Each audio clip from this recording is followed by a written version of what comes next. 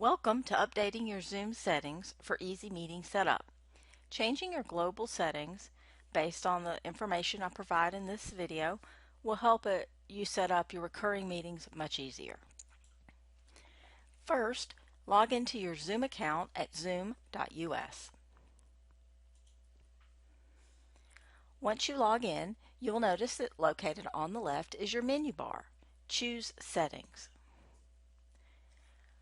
Once you choose Settings, Zoom will default to your meeting settings from your submenus, which are located at the top. So we're only going to change a few things, but I want you to understand when a setting is on and when a setting is off. If a setting is off, the button over here on the right is gray and the white round center is located towards the left. But if that setting has been turned on, the button turns blue and the setting moves, the little circle in the middle moves to the right.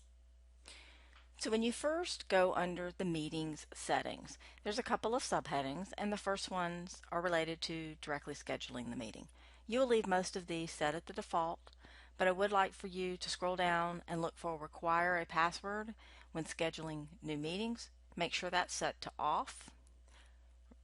Require a password or embed password and meeting link for one-click join. Make sure that is set to on. And then something that helps you just simply with classroom management and is less important as far as access for students is mute participants upon entry.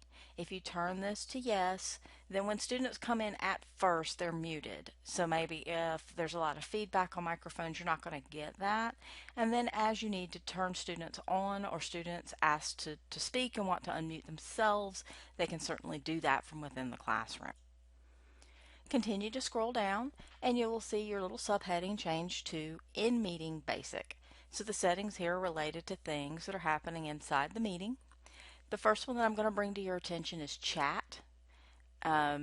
This auto-saving chats. If you turn that to on, when you end your meeting, Zoom will provide on your screen, it'll pop up a rich text format document of the chat that happened. So that way, if kids were asking questions and you kind of wanted to review these later, you automatically get those.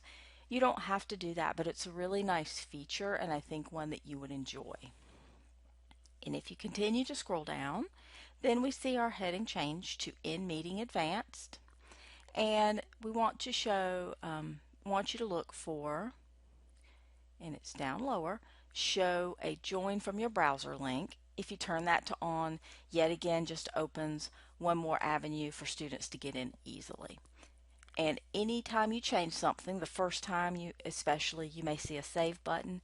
If you see a save button, please click it when prompted to ensure that your settings are saved. And that's all you've got to do in this little section. So next we're going to scroll all the way back to that sub menu that's across the top, and I want you to click on recording.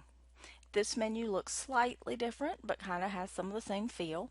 So the first thing I want you to do is just make sure that these buttons over on the right, the first three, are turned to on. And then we're going to concern ourselves with a few of these little check marks in here. These, instead of being sliders, are either check marks or radio buttons, and I'll show you the ones that need to be on. So under local recording, this one should already be checked. Just leave it that way. Cloud recording is really important because we want you to be able to provide students with a streaming copy of the recording so that you don't have to download a file and upload that file into your course. You can simply place a link in, and that's how you do this. So this also kind of helps make that recording make sense once it's created. So make sure you have record active speaker with shared cam checked. Save chat messages from the meeting and webinar. That's a double check on your chat. Display participant's name in the recording and record thumbnails when sharing. And then under automatic recording section, there's not very many. The main thing is to make sure that you've clicked this record in the cloud radio button, and then this one allows you as the host to pause and stop the auto recording in the cloud, and that just gives you a little more control when the meeting is being recorded.